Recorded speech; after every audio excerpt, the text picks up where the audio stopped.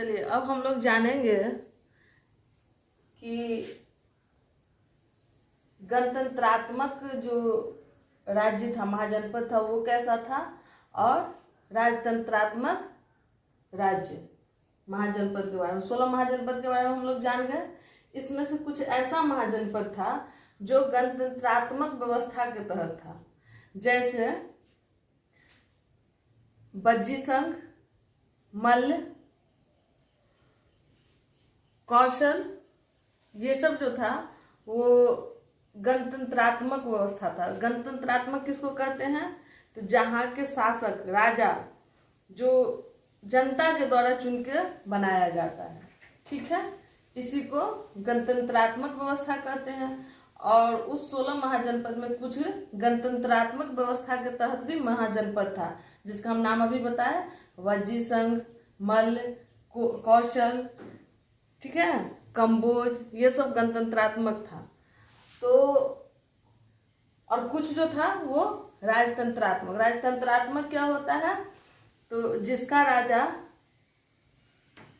वंशानुगत होता है, मतलब पिता राजा है तो पिता के बाद उसका पुत्र ही राजा होगा। अगर पुत्र नहीं है तो जिसको राजा मनोनीत करेगा वही उत्तराधिकारी हो सकता है। इसको राजतंत्रात्मक व्यवस्था कहते हैं। तो अब गणतंत्र और राजतंत्र दो प्रकार का व्यवस्था को समझ गए। अब हम लोग देखेंगे कि एक शाक्य गणराज्य, जिसकी हम आगे चर्चा करेंगे, वो कोशल क्षेत्र का वो भाग था। गणराज्य कोशल महाजनपद का वो एक गणराज्य था, शाक्य गणराज्य, जहाँ के गौतम बुद्ध राजकुमार थे जो बौद्ध धर्म के संस्थापक थे, ठीक है। चलिए अब हम लोग देखेंगे एक आगे कि आहत सिक्का का चर्चा है इस महाजनपद काल में, ठीक है। ये आहत सिक्का क्या था, ठीक, तो इसके बारे में हम लोग जानेंगे। आहत सिक्का वैसा सिक्का था जिसपे किसी राजा का नाम या कोई लेख या कोई उस समय की कोई बात उस पर लिखी नहीं होती थी। बस जिस राज्य का होता था उस राज्य का कोई प्रतीक चिन्ह जो होता था उसी का उस पर मुहर लगा होता था, ठप्पा लगा रहता था, उसी को आहत सिक्का कहते हैं हम लोग, ठीक है।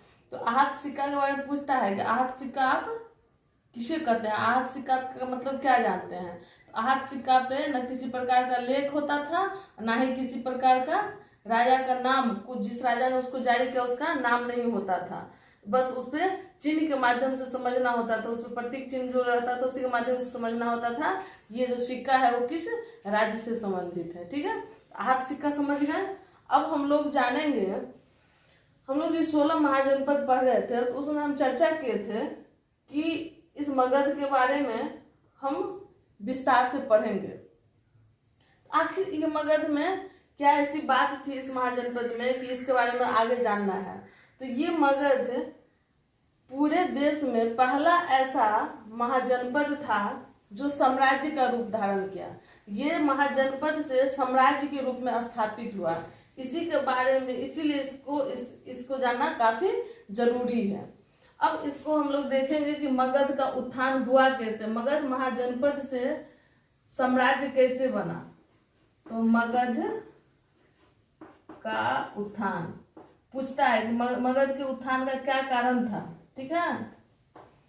तो देखिए यहाँ पे सब कारण लिखना तो संभव नहीं है, डिस्कस कर देते हैं। आप इसे लिख सकते हैं, सुनने के बाद लिख सकते हैं और याद कर सकते हैं। देखिए सबसे पहला कारण जो इसका था वो था कि यहाँ के जो भी शासक थे, तो बुक के हिसाब से, जैसे कि हम रोमिला थापर को पढ़े हैं उस हिसाब से पता चला है कि यहाँ के जो जितने शासक सब थे वो अनार्य थे। और आर्य कहाँ से आ रहे थे? इस मैप में देखिए, पश्चिमोत्तर क्षेत्र से आर्य आ रहे हैं। और किस क्षेत्र में सबसे ज्यादा विकसित हुए हैं? मध्य क्षेत्र, मध्य देश में, है ना। ये उत्तर प्रदेश, मध्य प्रदेश के आसपास का जो जितना क्षेत्र है ये सब में वो अपना क्षेत्र विस्तार किए हैं, ठीक है। बिहार में भी अपना कई कई जगह बैठा है, 3 जगह, ठीक है। तो इसमें से ये जो मगध वाले जो थे, तो आर्य का एक अलग अपना सामाजिक संरचना था, वहां पे रूल रेगुलेशन अलग टाइप का था, लेकिन अनार्य का अलग था। जैसे कि सामाजिक बंदिशें जैसे थी, किस तरह का भगवान का पूजा पाठ करना है, कर्मकांड, जाति व्यवस्था, जैसे उसमें 4 वर्ण की बात की गई है ऋग्वेद में। तो पढ़ाई लिखाई का काम करने वाला कौन होते थे? ब्राह्मण होते थे, क्षत्रिय होते थे जो तलवार चलाने का काम करते थे, फिर वैश्य होते थे जो व्यापार का काम करते थे, है ना। 3 वर्ण, चौथा वर्ण जो शूद्र की बात है वो ऋग्वेद के अंतिम समय में लाया गया है, लेकिन 3 वर्ण व्यवस्था था उस समय आर्यों के बीच में। लेकिन ये मगध वाले उस समय आर्य नहीं थे, क्योंकि वो लोग पूरब के क्षेत्र के लोगों को अनार्य कहते थे, ठीक है, अनार्य से संबोधित करते थे। तो इनकी आगे की जो आप विजय नीति देखिएगा तो उसमें ये आर्य के कल्चर से इनकी नीति अलग है। तो इसीलिए इनको ऊपर उठने में इसमें पहला पॉइंट देंगे कि मगध के उत्थान का सबसे पहला पॉइंट था कि आर्यों की जो सामाजिक और व्यवहारिक पारिवारिक ये सब जितना भी रूल रेगुलेशन होता था वो अनार्यों पे लागू नहीं होता था। इसीलिए ये स्वतंत्र होकर के अपने आर्थिक उपार्जन करते थे, युद्ध का प्रयास करते थे, युद्ध करते थे, ठीक है। तो पहला हो गया, पहला पॉइंट हो गया, आर्य जाति पर लगने वाला सामाजिक प्रतिबंध इन अनार्य जाति पे नहीं लगता था, ठीक है। दूसरा होगा, जो इसकी जो राजधानी थी, मगध की राजधानी, आपको पता है मगध की राजधानी पहला कौन था? राजगिरी। राजगिरी जो था प्राकृतिक रूप से पहाड़ों से घिरा हुआ था, प्राकृतिक रूप से वो सुरक्षित था। तो मगध वाले को, मगध महाजनपद वालों को अपने राजधानी का सुरक्षा करने के लिए कोई विशेष व्यवस्था नहीं करना पड़ता था, उसको विशेष सैनिक जरूरत नहीं होती थी, विशेष खर्चा नहीं होता था। तो ये ऑलरेडी सुरक्षित था मगध की राजधानी। पहला राजधानी राजगिरी, उसके बाद जो बनाया था राजधानी पाटलिपुत्र में, तो पाटलिपुत्र भी जल दुर्ग के नाम से प्रसिद्ध था, ठीक है। तो वो भी प्राकृतिक रूप से सुरक्षित था। तो इसको प्राकृतिक सुरक्षा ही काफी मजबूत था मगध वाले को। दूसरा पॉइंट। तीसरा पॉइंट इसका ये था कि मगध के आसपास काफी घने जंगल थे और जंगल में अच्छे किस्म के हाथी मिलते थे। तो सेनाओं के लिए इनको हाथी कहीं से मंगवाना नहीं पड़ता था। तो अच्छे सैनिक का ये व्यवस्था किए हुए थे हाथी वाला सेना का, ठीक है। तो ये सुविधा हो गई, इसको प्राकृतिक रूप से सहयोग मिल गया, जंगल है, हाथी मिल गया। चौथा, ठीक है, लोहा का इधर खुदाई में लोहा का उत्खनन हुआ है, जिससे इनको अच्छे किस्म का हथियार बनाने का मौका मिल गया और अच्छे किस्म का ये हथियार युद्ध में भी प्रयोग करते थे और जंगल के सफाई करके ये खेती के जमीन को भी बढ़ा रहे थे। जंगल का सफाई करने में भी इनको आसानी हो गया।